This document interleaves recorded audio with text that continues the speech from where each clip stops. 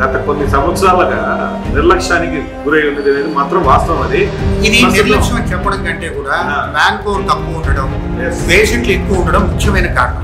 ఎక్కడికంటే ప్రాబ్లం ఏంటంటే ఒకప్పుడు సిఎస్సిగా ఉన్నప్పుడు ముగ్గురు డాక్టర్లు 200 మంది పేషెంట్లు చూడాలంటే రోజులో ఒక పేషెంట్ పైన డాక్టర్ ఎంత స్పెండ్ చేయలేదు. It impossible. ఈ రోజు వచ్చి 16 మంది డాక్టర్లు అయింది. సో రాజంపేట ప్రభుత్వ ఆసుపత్రి 16 మంది డాక్టర్లతో అద్భుతమైన 800 మంది పేషెంట్లు పర్ డే చేస్తున్నారు. Wonderful wonderful.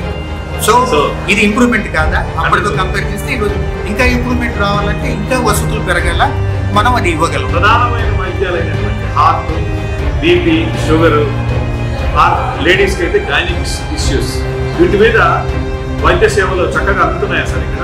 ఎందుకంటే లేడీస్ వెరీ ఫ్రీక్వెంట్ గా లేడీస్ పాపం సమస్యలు అందుతున్నాయి.